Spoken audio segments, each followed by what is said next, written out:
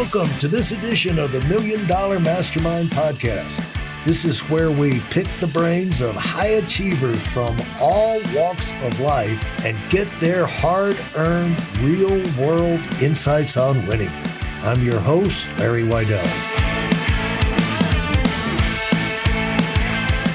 Well, it's not only political skill if you have the powers that be, the decision maker on your side. Right. And then it's like facts, it's like facts, faith, feeling, we always tell people in making sales, it's like, really in life, you follow facts and the feelings will come. You put your faith, are you going to put your faith in your feelings or the facts? And what you have figured out, and this is why you're in the pole position now, is that the numbers are the facts. And you've got to analyze the facts and let the facts speak for what needs to be done. And that puts you in a situation where good feelings are going to come because the results are going to be there. Now, implementing some of these big changes, that you have any experiences that you can recall about, you've got the facts, you've got the data, you've got the approval of up there, but you've got to now implement, and there's going to be some people who are going to be, like what's going through with, Twitter and Google and Facebook and all of those now, there's some upheaval, and the people who are left is going to be reorganized, it's going to be shuffling the chairs on the deck of the ocean liner there. So how did you, any lessons that you learned from that, or any experiences where it really went well or it really went bad? Which one would you like? Yeah, both. Yeah. I remember one night I was looking at our sales data on AA.com, and I noticed that a lot of people were doing fare quotes. They want to know, what's the price from LA to Miami, round trip on December 18th? They want to look at a vacation for their wife, maybe it's Christmas or something like that. But a lot of people were looking at the fares, but they weren't actually putting in their credit card to buy. And so this cost us a lot of money. In fact, we were losing $1 million a month because every time someone did a fare quote, that charged us a penny. You can imagine when the internet opened up 25 plus years ago, people weren't really okay with putting in a credit card because, nowadays, it's whatever, it's safe. But back then, it was like a risky thing to put a credit card into some website. How do you know what's going to happen? It's on the internet, might not be safe. And so we were racking up these bills of $1 million a month and growing from all these people who wanted to check the price. But they didn't, you remember, Larry, people didn't know, well, maybe the price will go down. Maybe I'll check tomorrow. Maybe I'll go to the travel agent. Maybe the other airline will want to run a sale. But how do I really know that that's the best price? So they wouldn't actually buy the ticket then. So they'd come back every couple of days and check the price. And that cost us a ton of money. But then I looked at this and I said, of the people who actually purchased the tickets online, what was it about them versus the people who were just looking at the fare quotes? And I found that I did a look to book ratio chart, kind of like a grid on people who checked the price 1, 2, 3, 4, 5, 6, X number of times. And then people who bought 1, 2, 3, 4, 5, 6. So people who are really good customers, they would do 10 searches and they'd buy 10, which, be a line down here. Right. And there's people that would look 10 times and buy none. And every kind of combination, they'd look 5 times and buy once. And I found that because I did a scatter plot, I found that people who, once they bought the first time, so they could be looking, not buy, looking, not buy, looking, not buy, looking, then they buy, then their next behavior, each time they look, they're more likely to buy each time. So I found if we could get them just to buy the first time, they'll continue to buy tickets on the website. And I could clearly prove that this was the case. Yeah. So I said, well, if they buy through the website, we're not paying the commission to the travel agent.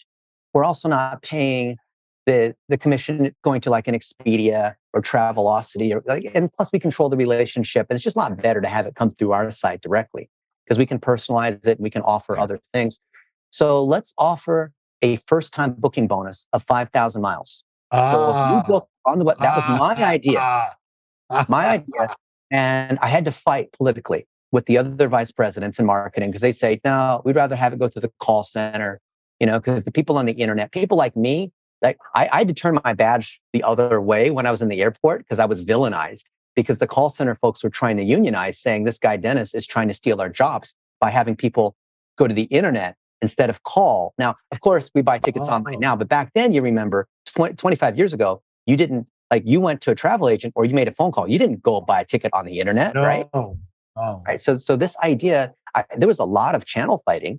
So the people who ran the call center, they hated me, even though I made the argument, it's made a lot of sense, and we wanted to own the customer relationship. We could drive more incremental sales, all these kinds of things. And I found, I did some calculations. You know what a mile is worth to the airline? No. Well, so my mentor was the one who invented the loyalty program. So you probably have credit cards where you earn points and things like that. Right. Sure. That was invented by my mentor. So that thing that we invented for the airline industry was also used for credit cards. Like, all loyalty programs came from what my mentor created, because he invented the original loyalty program. Oh, and so we found that Citibank would have the Citibank Advantage Visa, and Citibank would buy at the rack rate, which is like the base price of 2 cents a mile. So consumers basically value miles at 2 cents. Our actual cost of a mile is a penny. But net of breakage, meaning the miles that don't get redeemed, the actual cost is about 0.3 cents. So a third of a penny. So if we're giving out 5,000 miles as a first-time booking bonus, that's actually costing us only $17 to be able to provide that incentive. So I said, okay, here's the math, because net of breakage. So we're not saying the rack rate at 2 cents, because if it's 2 cents, now all of a sudden that incentive looks like, $100. And that's like, well, if the average ticket price is $350, why are we going to give a $100 incentive? That math doesn't make any kind of sense. Yeah. We could argue the lifetime value of the customer. Oh, if they buy the first time, they'll keep buying. And thus, we pay $100 to acquire several $1,000s of lifetime value. But I said, for $17 to acquire a customer and keep them loyal to American Airlines, and then we know the follow-on effect where they'll continue to book because they see it's a safe experience, because, we gave them some initial miles. Other executives wanted to argue. They said, well, I don't want to give them 5,000 miles at once. I want to give them 1,000 miles for each booking. And after 5, they would. I said, no. The math clearly shows that if they book the first time, they'll continue to book. So let's not make this thing where they have to book 5 times, because most people travel twice a year for like Christmas and Mother's Day. Or like they travel twice a year. So you're not going to get them traveling 5 times. I mean, by the time they've gone to their 5th trip, it's already like 3 years later. Grandma doesn't travel. People like you and me maybe fly a little more often. So I said, we need to make it on the first time, and we need to implement this. So I got it through politically, because I pulled the strings of the big boss. But then the implementation of the challenge was difficult, because we had to get all the systems to talk to each other. So if people bought through the internet, we had to then credit them the 5,000 miles. And that's more difficult than it sounds. Yeah, I bet. And so, but you figured it out. In terms of getting it was a huge success. It was such a success that because of what we did at American Airlines, Delta, Continental, United, all these other airlines copied it exactly. And so that made me so proud, because in the airline industry, which is basically the closest to perfect competition we have in any industry, if other people copy you, that's a sign that they're going along with your thing. Yeah. That follows classic sales psychology, in terms of, if you get them to make a small yes or the first yes, all the other yeses are, you get to the big yes by first getting the tumbler to go yes. Lots of little yeses. Yeah. And that's what a loyalty program does, right? I mean, once you've built up enough miles, you kind of are locked in, right? You're locked into that credit card, or locked into that airline. But, in terms of businesses, how can this relate to my business or whatever? Well, in terms of, like, to go to a doctor, the first time you go to a doctor, or the first time you go to a health club, to break the ice and get in, then you're more likely to make it a regular, semi-regular type thing. But that first, I don't want to go to the breaking doctor. The ice. Huh? I don't want to go to the doctor.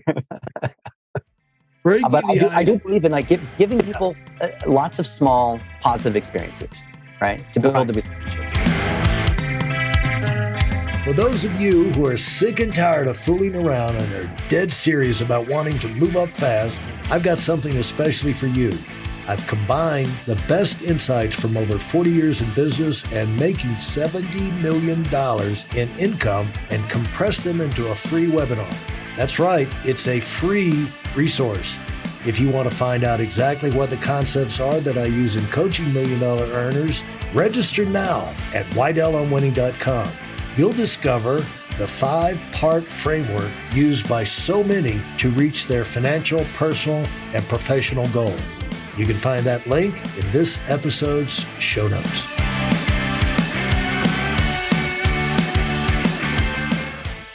Absolutely. And give them that, especially a little extra encouragement the first time is something we can all, growing our business, we're going to be adding new clients, new customers, expanding into new areas.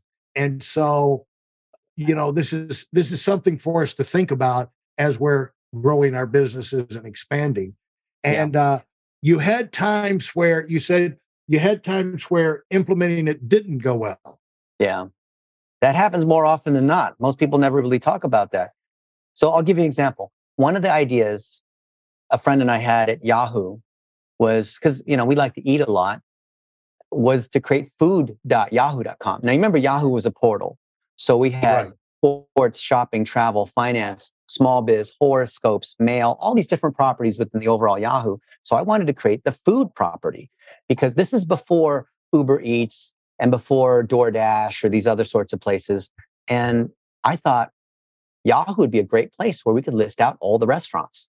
And then each restaurant can upload their menu. You could have ordering. Now, granted, this was 20 years ago. Okay. This was not a thing today. Like there's all these other seamless web, like there's all these guys that Yelp. There's guys that do this. 20 years ago, none of those guys existed. So what would you do, Larry, if you wanted to know what was on the menu at the Chinese restaurant down the street? You'd have to call them and good luck speaking to them, or you'd have to get the flyer, or you have to drive over there and get the menu. Like you wouldn't know what's on any of the menus. Remember 20 years ago, you didn't know what's on any of the menus. The internet didn't have this. Today it's there, because you have all these review sites and social media. There's no social media back then. So I said, let's create a portal where all the restaurants could then register, and they'd register for free. I mean, why wouldn't you want to register on the world's most popular website? And then you could upload your menu, keep it up to date, let people know what your hours are. Do you have any specials? Do you do catering? All these kinds of things. And I thought it was a great idea. I built a financial model on how many more people would come to Yahoo because of this. We did a little research and we found, so let's see, Larry, what time is it where you are? You're in Palm Beach, so it's almost 4. Same thing with you. Yeah. Almost 4 p.m. Yeah. And let me ask you, have you decided what you're going to have for dinner tonight? No, we haven't. No, you haven't, but you're probably going to eat something in the next couple hours, right? Exactly. Okay. Now we found, guess what percent of the time, within 3 hours of dinner, people have not decided yet what they're going to eat? Yeah. 70%. Is that right? 70% of the time, 3 hours prior to the meal, they haven't decided. So how do you decide? Well, because the wife's going to decide at some point, because maybe you're driving back. I know it's like COVID days now, but maybe you're driving back from the office, and along the way, you drive by a restaurant, you see their sign, so you pull into there and you buy their thing. Or maybe a friend calls you up and says, hey, let's go to this one place to eat. You're like, yeah, sure, let's go to eat. But those decisions are made in the last hour. That's just how it is, especially among guys. Like guys, they wait for the wife or girlfriend to determine what's going on. So because there's information gathering in that last hour prior to the meal, that my argument was that's a perfect opportunity for Yahoo to always be front of mind, because people every day have to eat. So they're always going to come to Yahoo. They're going to see what the recommendations are. So you remember like Spotify or iTunes or Netflix, if you watch this movie, you also like that. So if you like this restaurant, you might also like this friend. This is before Groupon. This is like this was our idea before any of those other guys made it popular. This just shows you like how ahead we were. But it died because the COO of Yahoo said, we're a software company and your business plan requires that we hire 200 customer service agents to process fax machines. Because back then, like even today, they're still using fax machines because they have to scan their menu and we like character recognition, upload that kind of stuff. And there would be a certain level of support that we'd have to provide. So it made us look more like a services company than a software company. And Yahoo was trying to keep at $1 million of revenue per employee to be able to keep that multiple on Wall Street. So if we added another 200 employees, we had to add another $200 million of immediate revenue, which our business plan couldn't justify. So the whole thing got killed. Yeah. Can you believe that? That would have been a fantastic It would have idea. been fantastic. I mean, it was before Yelp and Groupon and Seamless Web and any of those. Yahoo was, I know I'm like reminiscing, but Yahoo was the portal back then, and we could have pulled that off. Yeah. I want to ask about Yahoo, but I don't want to put people on the spot. You know, like who was running it at the time. But anyway, I have a guess. I have a guess. But anyway, we won't name people. Right. The thing is, right now, you're living a life, and you have for a long time, where you're calling your own shots, you're doing what you want to do, and basically the sky's the limit. You get lots of positive feedback. And what is the driver for you to keep you going at such a high speed? Because you're saying, I get this question too, so I'm going to throw it at you. You know, you're just in Pakistan, you're in Miami, you're going. Now, are all these, they're all different business related type trips. And so what, you know, in the middle of the night when you can't sleep and you wake up and you say, you know, why am I doing this? Or am I, you know, again, with the COVID, you know, going through, I think everybody had these times during COVID, you know, where you were quarantined and shut down like that. But what do you say to yourself that keeps you fresh, let's say, and energized? Because I could say what drags you down, and there's 100 million things that could drag you down. But what is your go-to thing in terms of coaching yourself? Because one of my principles is that you have to be your own best self coach. Because life, you know, when you're running things, you're a high achiever. Life moves very fast. You make a lot of decisions. They're not always, they don't always have the positive results, but sometimes they're static, sometimes they're sparks. But you know, usually well-intentioned. If you step over the line there, and you know, apology here and there, and you can keep on going. If you can keep your head screwed on right. So how do you keep your head screwed on right to stay on track, enjoying and taking advantage of the opportunities in front of you? Well, I wish I could say that I was super well organized and my head's on track, but I have one simple rule. I make decisions based on who is a cool person to hang out with, right? I surround myself with people who want to make an impact. Usually these are entrepreneurs who have already exited or done something amazing. And because they're in a position then where they can help other people. So my buddy Rihan Alawala, who is arguably one of the most famous people in Pakistan, he also retired 20 years ago, and he wants to create 1 million jobs. He and I both have the same goal of creating 1 million jobs. We're a quarter of the way there, which is great. We have other people who believe that the education system's broken, and thus we need to have like built-in on-the-job experience instead of just like writing essays and taking exams. I was with my friend Dr. Karen Freeberg at the University of Louisville, and she's the social media professor that teaches all the other social media professors all across the country. She's got the leading textbook and whatnot. And she started. And her name is who? Her name Dr. is Karen. Yeah, Dr. Karen Freeberg. Yeah. So Dr. Karen is starting student agencies at all these other universities where these students are getting course credit and they're working on local businesses at the same time, following our model. So we have training on how we create videos and how we get those videos into articles and post them into social media and put it on TikTok and Instagram and drive more phone calls to attorneys, drive more phone calls to the real estate agent, drive more phone calls to the chiropractor. So these kids are getting tons of experience.